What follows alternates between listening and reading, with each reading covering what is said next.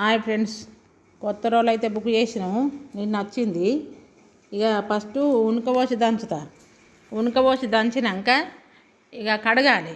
కడిగి పసుపు కుంకుమ పెట్టి బొట్లు పెట్టుకోవాలి. బొట్లు పెట్టుకున్నాక మళ్ళీ బియ్యం పోసి దంచుకోవాలి. బియ్యం పోసి దంచుకుంటే బరుసులు ఉంటుంది కదా, కొత్త రోలు కదా. చూడండి, ఉనకబోసి దంచుతుంది ఇప్పుడు. ఈ ఉనకబోసి దంచినాక ఇక కడుగుతా. కడిగినాక పసుపు కుంకుమ పెడతా. రోలుకు పసుపు కుంకుమ పెట్టి ఇక బియ్యం పోసి దంచాలి. ఇక దంచుతున్నా. దీన్ని కింద బోర్లేయద్దు. బోర్లైతే రోలు వనికిరాదు. ఇక దీన్ని పక్కకు పెట్టేసుడే. ఇక దీన్ని జాగ్రత్తగా కాపాడుకొని దంచుకోవాలి.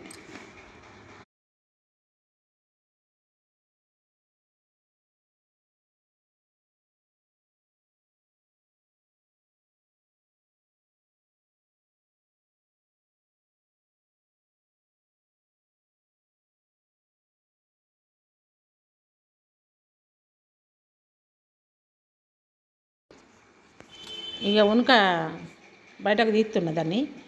ఇక అదద్దు.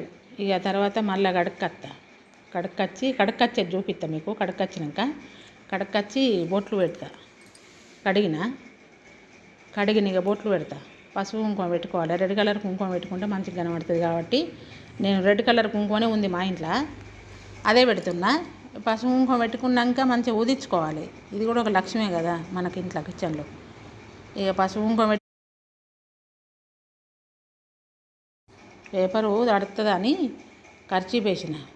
రోల్ కింద కర్చీఫ్ వేసి ఇక బొట్లు పెడుతున్నా. పసుపు కుంకుమ పెట్టేసి ఇక మంచిగా ఊదించుకొని దంచుకోవాలి. బియ్యం పోస్తా. ప్రస్తుతానికి ఇప్పుడు బియ్యం ఉన్నాయి. బియ్యం పోసి మెత్తగా నూరుకోవాలి. మొదలు నానబెట్టిన బియ్యం కాదు, పొడి బియ్యమే. పొడి బియ్యం పోసి మెత్తగా నూరుకొని ఇక రోలు నున్నగా అవుతుంది. బియ్యం పోసి నూరటలకు రోలు నున్నగా అవుతుంది. ఈ నున్నగా అయినాక ఇక వాడుకోవచ్చు.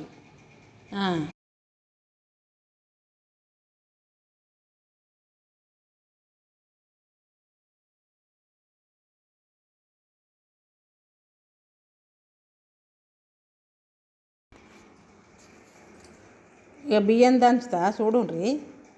బియ్యం దంచేటప్పుడు కూడా చూపిస్తా మీకు. బొట్లు పెట్టుడు అయినాయి. ఇక బియ్యం దంచంగా చూడుండ్రి. బియ్యం నూరుకోవాలి మంచిగా, పొడి బియ్యమే. పొడి బియ్యం నూరుకున్నాక ఇక దీన్ని మంచిగా కడుక్కొని ఇక కిచెన్లో పెట్టుకోవాలి. నూరుకునుడు అయిపోయినాక నున్నగా అవుతుంది రోలు. ఇక కిచెన్లో పెట్టుకోవాలి. Bye friends, hi.